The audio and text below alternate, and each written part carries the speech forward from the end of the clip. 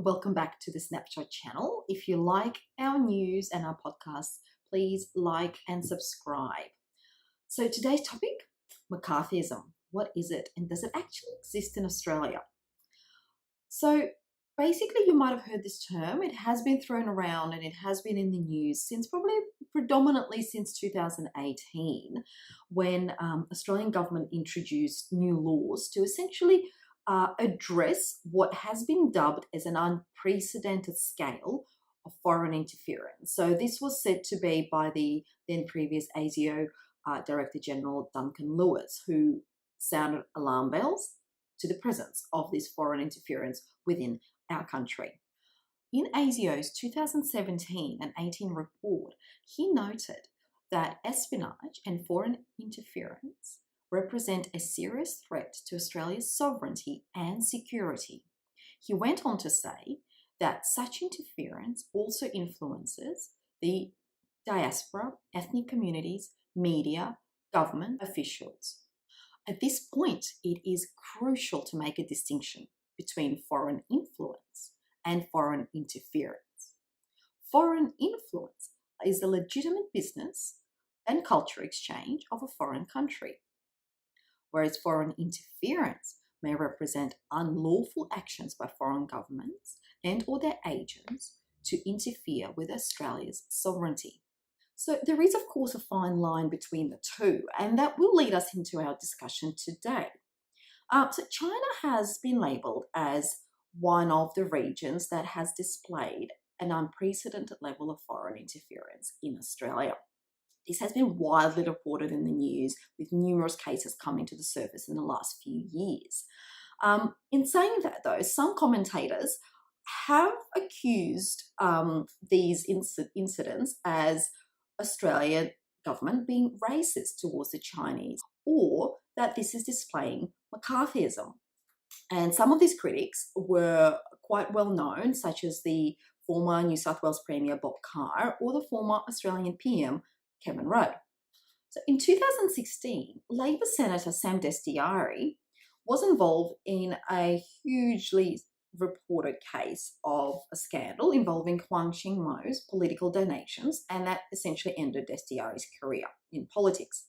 At the time, the former Foreign Minister and New South Wales Premier, and also then the Director of the Australia-China Relations Institute at the University of Technology, Bob Carr, publicly called the Australian media's criticism of the Chinese Communist Party as a revival of McCarthyism.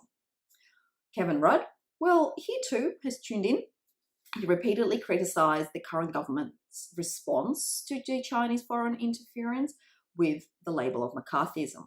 Of note, he strongly criticised Liberal Minister Andrew Hastie's accusations of the CCP's conduct, saying that Australia may fall into an era of McCarthyism. Similar rhetoric has also surfaced more recently in October of 2020 during a parliamentary hearing where Liberal Senator Eric Abetz publicly asked 3 Chinese Australian citizens whether they would be willing to unconditionally condemn the Chinese Communist Party dictatorship. The 3 individuals refused to do so, and later accusations of racism and McCarthyism emerged yet again. The Chinese media were very quick to pick up these comments, and they spread widely across the state-run media such as Xinhua and other mouthpieces. However, the comments in the media about McCarthyism have been rather vague. What exactly is it? So McCarthyism was named after US Senator Joseph McCarthy, who was most vocal about the spread of communism and communist elements across the US society and institutions. It emerged soon after the end of World War II, when it was most acutely felt and the espionage was most feared as the Soviet-occupied Europe, the occupation of Berlin, the Berlin blockade, as well as the end of the Chinese Civil War. People have always thought that the left-leaning Truman administration at the time were in fact on the side of the Chinese nationalist government, but that was not the case. Due to the misjudgment and the fact that they didn't pay enough attention perhaps at the time, in fact, the Chinese Communist Party was able to take complete control of China, and as a result, became the still one-party state that we know it today. They then fought against the US ally South Korea in the Korean War, and the United States had no choice, really, but to join the fight against the CCP regime at the high cost. And only then did the US intelligence realize just how prevalent the Communist Party's influence was in America at the time.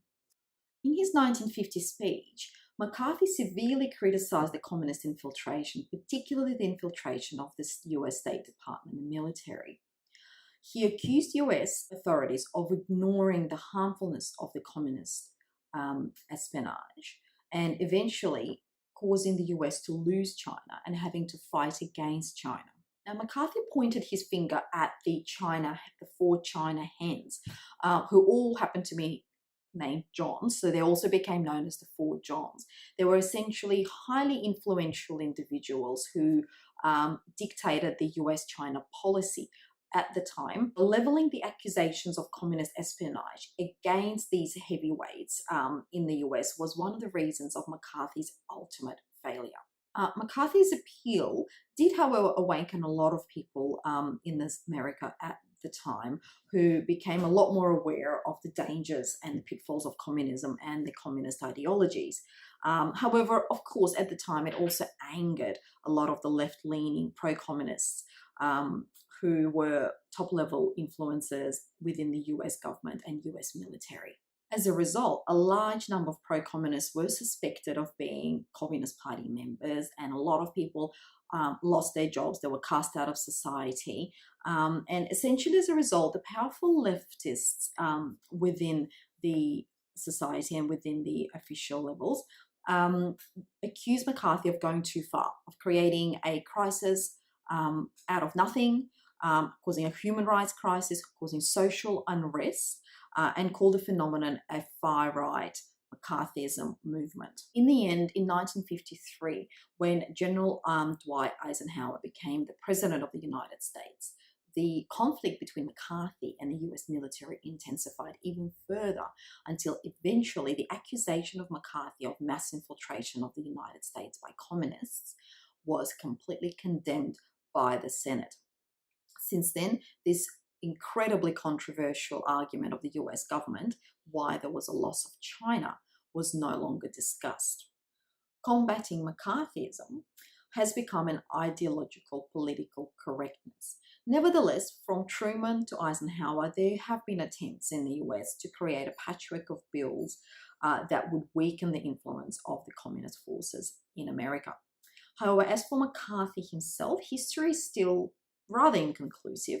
According to some reports, in the 1950s, he certainly did make quite accurate accusations of certain officials and members of the military who were linked with espionage forces at the time. Therefore, the emergence of McCarthyism did come at a special time in history, at the time where the risk of espionage was incredibly high, and the merits of McCarthy himself remain questionable depending who you speak and which side of the fence you're sitting on. So McCarthyism did come at a special time in history when espionage alert and threat was incredibly high, and McCarthy's own merits can be judged, or lack of merits, depending who you speak to and which side of the politics you sit on.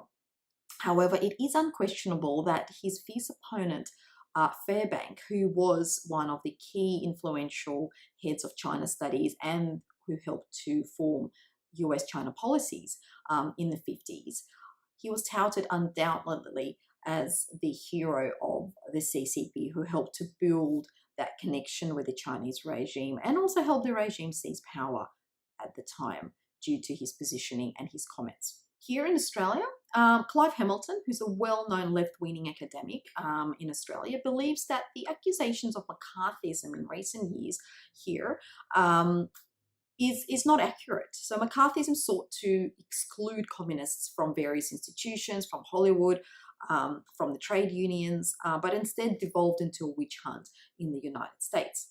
George Christensen, who's a right-wing Liberal Party member in Australia, said that criticism of McCarthyism in the past were due to the fact that the attacks were of imaginary enemies with lack of proof.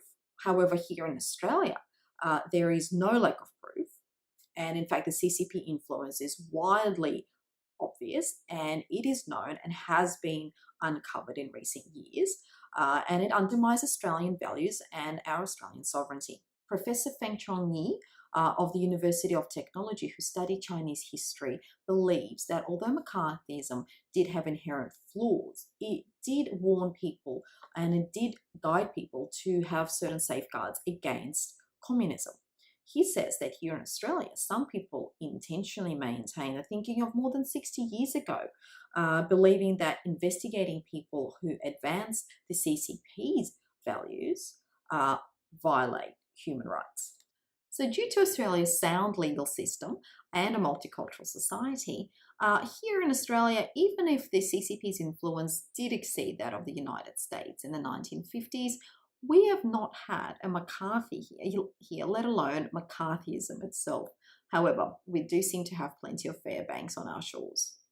So, do you think McCarthy was a hero or a villain? Do we have McCarthyism here in Australia? Or has it all just been a little bit blown out of proportion? Leave your comments, like and subscribe, and we'll see you soon. Take care.